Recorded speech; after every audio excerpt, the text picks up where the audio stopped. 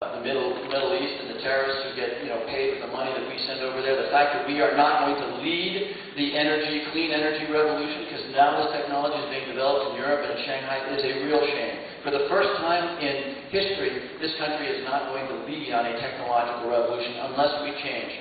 I've never been a supporter of a carbon tax per se. A carbon tax, for a bunch of different reasons, I have not been a supporter of. I did vote in favor of a bill in the House which would have had a cap-and-trade regime. Now, you have to be careful about that. One, it's important. Over time, in a way that doesn't crush our coal mining states, in a way that doesn't crush the southeast of the United States that generates electricity using coal, we need to move away from coal and oil. The question is, over what period of time, and how do you do that without crushing people, including our exporters who depend on that? You do it carefully. But until we correctly price carbon, and we don't need to get into the economics of that, but the externalities of burning carbon, meaning we don't pay the price, truly the price, for burning a gallon of gas, until we get that right, our private sector, our venture capitalists are not going to invest in all of the different kinds of energy sources that will be cleaner and more sustainable over time and allow us to lead this technological revolution. I had dinner many weeks ago with a group of people, Eric Schmidt, who's the CEO of Google, and Eric Schmidt said that the clean energy revolution, the wealth creation that comes out of the clean energy revolution, is going to dwarf the wealth creation that came out of the information technology revolution, the Googles. And he's the Google guy, CEO of Google. Think about that. And yet we're falling behind because we cannot wean ourselves from the addiction of petroleum and coal. He's no expert. Yes. Yeah, hi. Congressman Himes. My name is Skip Hanger from Norwalk, Connecticut. Called your office about 100 times. I guess I'm disappointed on a whole myriad of issues. I think it's hard. I think the stimulus package is a joke. Here we are 21 months later. I guess I fail to see what it's really done. And I know you hear you save jobs, and that's fine. Why don't we just take the $800 billion that you spend, and let's divide it by the number of jobs that we're going to create or save, and let's do the math. And maybe it was just better to actually write checks to all the people who pay taxes in this country, because that probably would be good stimulus. I'm greatly disappointed in the fact that this health care bill, no mention of tort reform. Up there, we talk about health care spend. I have to believe that tort reform would have some impact on that cost. It is a pretty substantial one, but apparently you didn't believe that in all your town hall meetings. Estimates of 5 to 8% of the total spend in health care is related to that. I know that's frustrating for you. The last point I will make, though, is we have sat up here for a good hour and a half, and all I've heard is about $70 billion. $70 billion is a joke. It's a rounding error, and this presentation proved it. If you actually take it to a family of 4 that spends $3,000 a month, it equates to $6. I mean, that's the price of half of a movie ticket. That is certainly not fiscal conservatism, and I don't know how you're actually spinning yourself into being a deficit hawk. I think it's laughable. I just want to hear from you. What are the hard-hitting issues? Don't talk about 70 billion. I don't want to hear that you're going to cut the pensions of government employee workers. I don't want to hear that you're going to do about hey, you want to cut my Social Security out? Fine, I'm not planning on getting it anyhow, and anybody who does is a kind of a fool on the age of 40.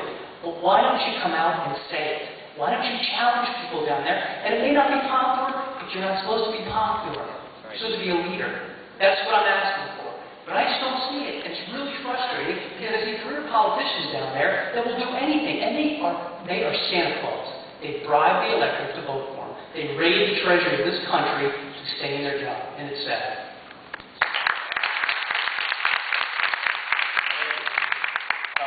When I told you about the $70 billion in cuts and the fact that I said I wasn't going to vote for a budget that wasn't a decrease, I told you, $70 billion doesn't really move the needle, but it starts the discussion. It actually gets us talking specifics, right? Which, by the way, nobody else is doing. With one exception on the other side. Paul Ryan of Wisconsin has had the guts, and he's the only one on that side who's had the guts to make a proposal. Now, I don't agree with some of what's in this proposal, but he's had the guts to do it, okay? Apart from that, you haven't heard anything. But I am telling you that I pledged to not vote for an aggregate budget that wasn't lower than the last one that we have seen. And I've been very specific with you. on the stimulus, look, the economists out there are saying that with about a little over 60% spent, something like 2.5, 3.5 million jobs in the state are created. I'll leave it to the economists. I don't know better than they do. And we talked a lot about the stimulus tonight. We are going to get a proposal in December for entitlement reform from this commission.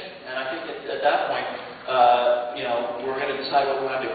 Look, I hear everywhere I go, the politicians aren't listening. You guys don't listen. Tonight was about listening. I've answered the questions thoroughly and specifically, but tonight was about listening to your opinion because, again, my title is representative, so I'm sorry. If I did a lot of listening tonight, that was my objective. Yes, sir. Good evening, Congressman. I see you wore your Kevlar tonight. I'll be civil. I stood up here to ask you a question about the trend I see of the public sector growing and the private sector shrinking, which, harking back my economics, was about 30 years ago, but everybody knows that's a bad thing. You know it, I know it, gentlemen knows it. It's a bad thing, but it keeps happening. And we're beating a dead horse about this health care, but that created, correct me if I'm wrong, over 100 new bureaucracies. So I see this growing and growing. I don't see anybody stopping it. And the point in fact, you were behind that health care plan. So that in and of itself, in this respect, I find damning. But while I was standing up here, something else you said was, I found sort of interesting. You hearken the fact that since emergency rooms are left open for essentially free health care that nobody pays, that's tantamount to, in your own words, socialism. But what you're suggesting in the health care plan is just an endorsed socialism, if you will, and you're basing that fact on the fact that because we've let people walk into an emergency room and abuse the system, and by extension, this health care plan that you're proposing, which mandates people paying into it, is somehow justified. I find the logic there difficult to follow. So I've left you with two questions, and I apologize for that, but short as it could be. Let me say what I said about mandates before. I understand why it makes people uncomfortable. We don't like any kind of mandates. What I'm saying is this.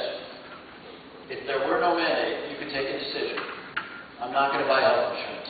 And you know what? If I was a 23-year-old and I believed I was immortal like 23-year-olds do, I might take that decision. But as I said before, across this country, thousands of 23-year-olds are going to get diagnosed with leukemia, hit by buses, you name it, and they're going to show up in hospitals and they're going to need very expensive care. If they have not paid into the system, they are free riders. You and me are now paying for the decision that 23-year-old made not to buy health insurance. And I'm just saying, that doesn't seem quite right. That's all I'm saying. I get that point, but under the Constitution, the federal government can't force you to buy anything. So I read the Constitution, and what it says is all Congress is empowered to do is tax, and only for a short list of things. It's not empowered to force you to buy anything.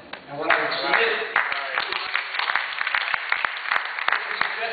that is, in fact, more representative of socialism than the system we now have, where you have a loophole, if you will, which allows people to abuse the healthcare system. Yeah, I get it. It's a difficult problem, but look, on the constitutionality, I'm not a constitutional scholar. When I voted on this bill, I asked people, is it constitutional? I'm not even a lawyer. Someday when I want to get the trifecta of unpopular professions to banking and congressman, I will add lawyer. But I'm not a lawyer, so I'm not in a position to... But like you, I've read it. As a matter of fact, I went to Catholic grammar school, and when we did things that teachers liked, we had to write it. So I've been down this road. So, I mean, at least I know that much. And reading, I can see that Congress doesn't have the power to do this. We'll see. Look, there's challenges in the courts, and this will be adjudicated by those people competent to decide whether it's constitutional or not, which are the courts. And, when this thing winds through the system, there are suits when it gets to the Supreme Court. We'll see. We'll see. Again, I'm not a lawyer, but we will see. So I need to move on. Why don't you just answer the first question? I'm sorry, what was the first part? The very first question that I